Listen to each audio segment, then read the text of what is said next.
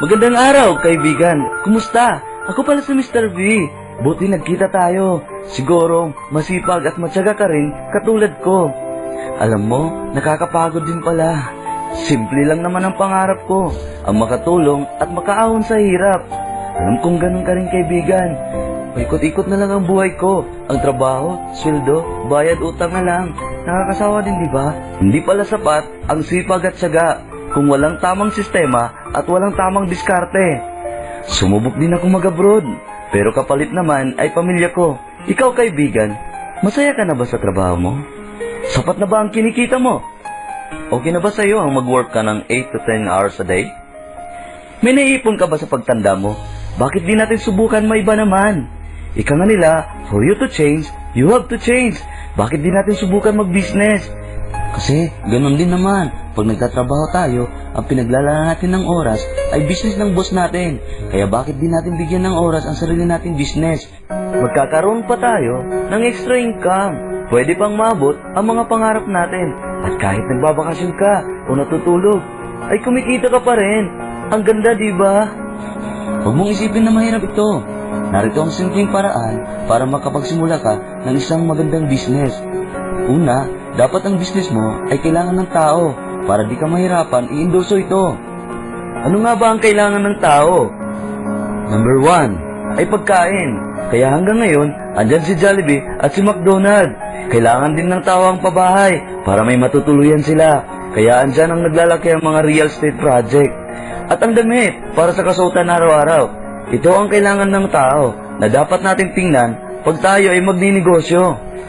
Ngunit kaibigan, paano kung sapat lang ang kinikita mo? Paano kang makapagsimulang magnegosyo? Madali lang, kaibigan. Ito ay sa pamamagitan ng simpleng paggamit mo ng load.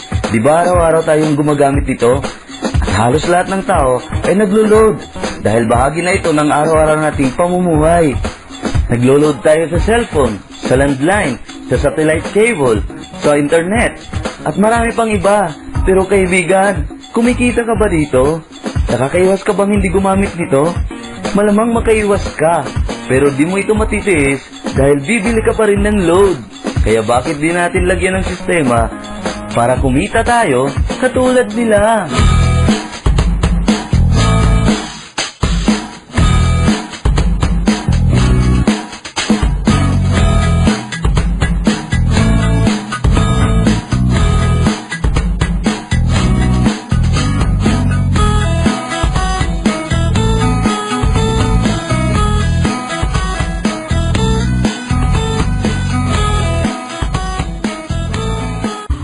Dito lang yan sa V-Mobile. Ang V-Mobile ay nag-start noong April 29, 2008. Kasama niya si Penta Capital Investment Corporation dito, na isa sa mga quasi-bank ng bansa na tumutulong sa mga companies na ito, financial.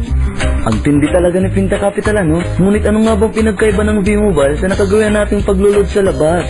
Pamilyar tayo sa Smart, Globe at Sun. Ang sistemang ito ay tinatawag na traditional system. It means ang target market nila ay mga tindahan o sari-sari store at may mga distributor ito sa bawat lugar na namumuhunan ng malaki para mag-distribute ng tinatawag na load wallet. Ano nga ba ang load wallet? Ang load wallet ay hindi na expire na load. Ito ay parang isang sakong bigas na nilagay mo sa tindahan mo at ibinenta mo ng kilo-kilo hanggang sa maubos. Tanging tindahan lang ang nakakapag-load nito dahil sila ay gumagamit ng load wallet SIM or retailer SIM, isang program na wala sa isang ordinary SIM. Kaya lang, sa tindahan, kailangan mo ng 3 SIM, 3 cellphone, 3 load wallet. Pero bakit ang tindahan maliit lang ang kinikita? Ito ay dahil kung ano ang load wallet mo, yun din ang pwede mong loadan. Kaya limitado din ang paraan mo para kumita. Walang ibang paraan kundi ang mag-retail. Hanggang doon lang ang option mo. Ano naman ang pinagkaiba ng V-Mobile sa tindahan? Ang V-Mobile is a consumer-based program wherein sa load na ginagamit mo ay pwede ka nang kumita. Ang V-Mobile ay may universal load walleting system para sa mga consumer na walang nakukuhang e-load discount sa mga tindahan. At dahil dito, magkakaroon ka pa ng kita gamit ang isang cellphone mo para sa lahat ng network. Dahil di natin naiwasan mag-load, kaya siguradong kikita ang negosyo mo. Discounted ka pa sa lahat ng V-Mobile products. Kaya makinig ka lang, kaibigan.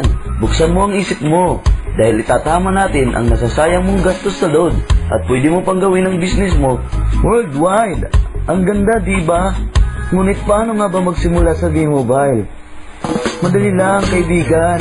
Kailangan mo lang maging technopreneur para magkaroon ka ng website access at kahit saan ka man, magagawa mo ito. Pag naging technopreneur ka na, may business kit kang makukuha bilang guide mo sa negosyong ito. Nasa loob nito ang isang Technopreneur card, 20 pirasong Techno User card, 3 Empower SIM, isang My Life Pro Primer, mga quick guide, may turf brochure, product guide, price list, V-Mobile tarpaulin, at ang bagong Apollo toothpaste at Moringa. Yan ang laman ng kit once na Technopreneur ka na. Paano nga ba kikita sa V-Mobile? Ganito, ang gagawin mo lang ay gamitin ang produkto, tumulong sa iba, at bumuo ng group of consumer mo na katulad mo rin na gumagamit ng load. Madali lang ito. Narito ang advantage sa V-Mobile. Una, pwede kang kumita sa lahat ng personal prepaid discount mo dahil pwede mo itong maging retail profit. At pag naubusan ka ng load wallet, pwede kang mag-reload through V-Mobile bank account, V-Mobile office, fellow technopreneurs, and load wallet conversion galing sa kinita mo na. Pangalawa, pag nagpo-sign up ka ng Techno User Card, pwede mo silang i-registered sa halagang 300 with Empower SIM ng Smart para magkaroon sila ng load wallet access gamit ang existing SIM nila. O diba, 300 times 20, may 6,000 ka na. Hindi lang yan, kaibigan. Alam mo ba, pag nagsimula na mag-consume ng e-load ang mga Techno User Card mo, ay kikita ka pa rin. Bawat gamit nila ng load dahil ikaw ang technopreneur nila, may papasok sa'yo na 1-2% na rebate or guaranteed retail override. Kaya additional 6,000 or 12,000 ka pa sa isang buwan. Ang saya, diba? E paano pa kaya pag ginawa mo ang My Life program ni V-Mobile? Dito, mapapalaki mo pa ang negosyo mo na hindi mo kailangan magbayad ng renta, tubig, ilaw at pasweldo di tulad ng ibang negosyo. Mayroon ka bang kakilala, kaklase, kamag-anak, katrabaho na gumagamit lang ng load na pwede natin turuan ng tama kung paano gawin si V-Mobile? Kung ang mga artista at model ay kumikita sa endorsement, sabi ni V-Mobile, bakit hindi na lang ikaw? Ikaw na lang mag-endorse. Makakatipid pa si V-Mobile, mas marami pang makikinabang at matutulungan niya. Sa parang ito, mapapalaki mo pa ang business mo. Halimbawa, nag-umpisa kang mag-endorse ng 3.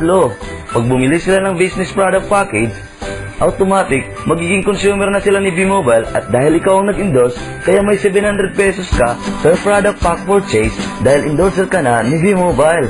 Ganun din ang kikitain ng mga kakilala mo pag nag-endorse sila. At sa bawat endorse nila, may bonus ka pang 250 pesos. Kaya kahit busy ka o natutulog, kikita ka pa rin. Ang galing, diba? Kanya imagine, habang dumadami ang natutulungan mo, wala ka rin magagawa kundi ang kumita din. Narito ang sample computation na nag-umpisa ka lang ng 3 at tinuruan mo sila ng tama.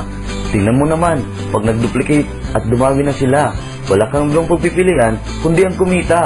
Up to 7.4 million. May incentive ka pang makukuha pag narating mo ang 4th level, 6th level, at 9th level. Alam mo, kaibigan, naka-dynamic compression pa ito para siguradong kikita ang bawat isang qualified bigyan. Gagamit ka lang ng produkto, qualified ka na. May kita ka pang product patronage reward sa bawat produktong nabibili. Sa power of 3 pa lang yan. Ano pa kaya kung tig-5 ang ginawa mo? Hindi lang yan, kaibigan. Pag masipag ka, may leadership bonus ka pang makukuha. Kailangan mo lang maabot ang target na ito. Kaya madadagdagan na naman ang bonus mo, depende sa rank na naabot mo. Sa V-Mobile My Life program, hindi lang ang nauna sa'yo ang kikita.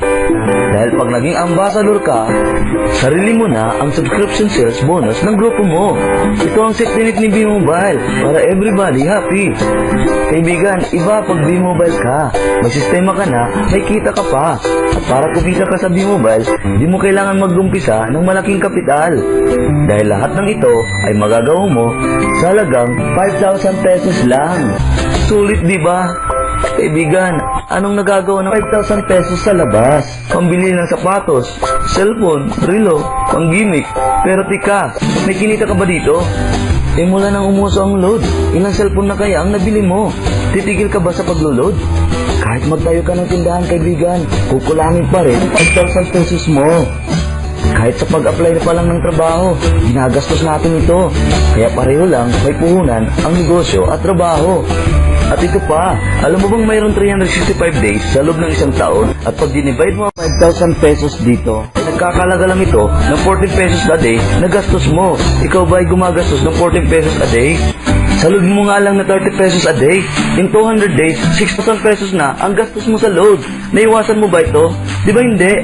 Kaya kaibigan, bakit mo papahirapan ang sarili mo kung mayroon namang paraan para ikaw ay umasenso? Kaya kaibigan, ano pang hinihintay mo? Mag B-Mobile business ka na. Dahil sa B-Mobile, pera mong nawawaldas, dito ay walang takas. Join na!